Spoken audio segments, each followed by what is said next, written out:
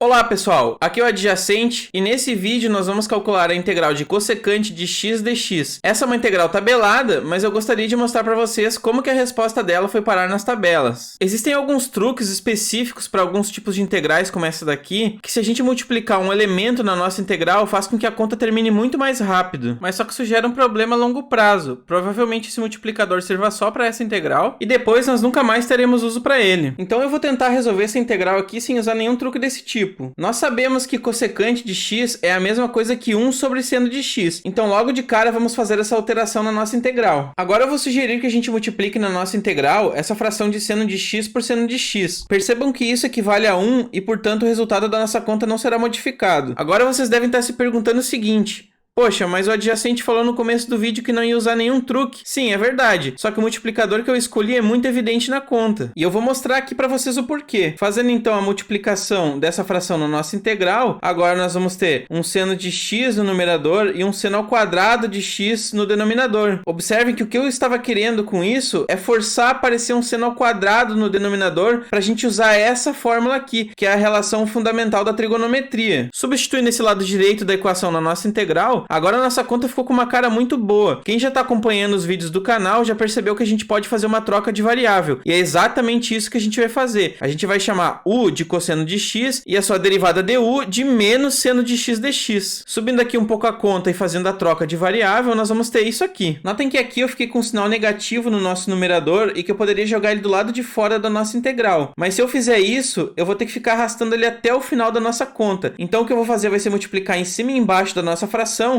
e com isso eu vou conseguir poupar um sinal apenas invertendo o denominador. Quem chegou aqui já sabe que essa integral aqui é tabelada, mas nesse vídeo especificamente eu vou optar por resolver toda a conta só no braço. Eu sei que eu posso fatorar esse polinômio aqui porque eu conheço as raízes dele, que são menos 1 e 1. Vocês podem verificar isso de duas formas, substituindo esses valores nessa variável, e vocês vão ver que esse lado esquerdo todo vai dar zero, ou então usando a Bhaskara. Fazendo a troca desse lado direito na nossa conta, vai ficar dessa forma. Agora só nos resta usar a técnica das frações parciais. Eu não vou mostrar nesse vídeo como resolver essas duas constantes, mas para quem tem dificuldade eu vou deixar na descrição um link com uma aula inteira só sobre frações parciais. Para quem já sabe como resolver essas duas constantes, chegou o resultado que a equivale a 1 meio e b equivale a menos 1 meio. Jogando isso então na nossa integral vai ficar dessa forma. E como eu falei anteriormente, esses dois valores aqui são constantes, então eles podem sair para o lado de fora da nossa integral. Olhando aqui para o que sobrou da nossa conta, a gente já sabe como resolver essas duas integrais. Novamente, para quem está acompanhando o canal, já resolveu elas pelo menos umas duas vezes. Quando a gente tem esse tipo de integral aqui, que é uma função no denominador e na parte de cima no numerador a sua derivada, sempre vai produzir um ln do módulo dessa função. Subindo aqui então um pouco nossa conta e resolvendo as integrais, nós vamos ficar com esse resultado, que se a gente fizer a reversão da mudança de variável, a gente já vai ter uma resposta. Só que normalmente essa resposta aqui não é a que a gente encontra nas tabelas de internet. Então tudo que eu vou fazer a partir desse ponto são apenas manipulações para chegar a um resultado parecido com o que a gente costuma encontrar. Mas observem uma coisa importante aqui. Por mais que essas respostas sejam diferentes umas das outras, para uma mesma imagem elas têm que produzir o mesmo domínio. Eu deixo como sugestão para vocês testarem isso que eu estou falando. Tentem plotar essas respostas que vocês obtiverem para ver como elas são equivalentes. Seguindo aqui então, eu vou fatorar essa expressão e depois usar essa propriedade aqui dos logaritmos para juntar essas duas partes, ficando dessa forma. A partir daqui eu vou optar por fazer a reversão da mudança de variável, porque nós não conseguimos fazer alguns passos se nós não tivermos o cosseno no lugar do u. Fazendo a reversão da nossa variável, o que eu vou fazer agora é multiplicar na nossa fração o seu conjugado. Notem que o conjugado foi construído a partir da parte de baixo da nossa fração. O conjugado é sempre construído com o sinal trocado, então ele foi tirado daqui. Depois de inserir o conjugado aqui dentro do módulo da nossa equação, a gente sabe que vai aparecer aqui na parte de baixo uma diferença de quadrados que é caracterizada por essa fórmula. Notem que no nosso caso nós temos essa parte da esquerda aqui. Então, para usar esse lado direito, nós temos que fazer o a ser igual a cosseno de x e o b ser igual a 1. Assim, nós vamos ter um cosseno ao quadrado de x menos 1. Agora, para sair dessa enrascada aqui que a gente se meteu, a gente tem que usar de novo a relação fundamental da trigonometria. Eu vou subir aqui um pouco a nossa conta e aplicar a nossa fórmula. Notem que aqui a nossa equação está com a cara um pouquinho diferente, mas é só porque ela foi multiplicada nos dois lados por menos 1 para a gente poder encaixar exatamente aqui no que a gente estava precisando. Percebam que na parte de cima da nossa fração fração, a gente ficou com o numerador elevado ao quadrado. Isso se deu graças à multiplicação pelo conjugado, porque as duas partes multiplicadas eram iguais. Agora eu vou colocar esse sinal de menos aqui multiplicando na frente da nossa fração, que é para evidenciar o próximo passo, que é usar essa propriedade aqui dos módulos, que diz que o módulo de uma função negativa é a mesma coisa que o módulo de uma função positiva. Com isso eu vou poder remover esse sinal de menos que está aqui dentro do nosso módulo, deixando a nossa fração livre desse sinal. Notem que tanto em cima quanto embaixo da nossa fração, nós possuímos funções elevadas ao quadrado, ou seja, em ambos os casos elas vão produzir respostas positivas, então a gente pode tirar esse módulo aqui sem prejuízo da nossa resposta. Depois de ter feito isso, então, agora o que eu vou fazer é utilizar essa propriedade aqui dos logaritmos, que diz que quando eu tenho uma constante multiplicando um logaritmo, é a mesma coisa que elevar a função que está dentro desse logaritmo a essa constante. E no nosso caso, a nossa constante é esse 1/6 aqui, então ela vai entrar para dentro do ln na forma de expoente, e só tomem cuidado para não confundir esse colchetes aqui com um módulo. Nesse próximo passo, eu vou usar 3 propriedades ao mesmo tempo, mas eu só vou fazer isso porque essas 3 propriedades são realmente muito básicas. Normalmente o estudante já vai direto para essa última etapa aqui do nosso raciocínio, porque já está muito acostumado a fazer esse tipo de conta. Mas mesmo assim, para quem tem dificuldade na base matemática, eu vou explicar cada uma delas na ordem que elas são executadas. A primeira delas nos diz que quando a gente tem uma fração elevada a um expoente, que no nosso caso é esse 1/6 aqui, é a mesma coisa que elevar o numerador e o denominador a esse mesmo expoente. Já essa segunda nos diz que quando a gente já tem uma potência elevada a outra potência, que no caso vai ser esse quadrado elevado a esse expoente meio, é a mesma coisa que multiplicar esses dois expoentes entre si. E finalmente essa terceira, que nos diz que quando a gente tem um expoente ao quadrado elevado a um expoente meio, isso produz um módulo. Para quem não sabe, a raiz quadrada é esse expoente meio. Então, subindo nossa conta novamente e aplicando todas essas propriedades, nós vamos ter aqui esse expoente meio com esses dois quadrados aqui vão se cancelar e o nosso módulo vai aparecer novamente. E agora, na última etapa das nossas manipulações, o que a gente pode fazer é separar essa fração em duas, e como nós já conhecemos todas as equivalências trigonométricas, a gente sabe que quando a gente tem um cosseno de x sobre um seno de x, isso é a mesma coisa que cotangente de x, e quando a gente tem 1 sobre seno de x, isso é a mesma coisa que cossecante de x. Basta fazer essa substituição aqui na nossa conta. E agora sim, finalmente nós temos a resposta que nós costumamos encontrar nas tabelas de internet. E aqui uma pequena observação. Em algumas tabelas na internet, a gente costuma encontrar cossecante de x menos cotangente de x, mas como elas estão dentro de um módulo, elas vão produzir a mesma resposta. Ainda há um outro caso em que essa resposta costuma aparecer como menos ln do módulo de cotangente mais cossecante de x, o que também é a mesma coisa. Dito isso, finalizamos aqui a nossa conta.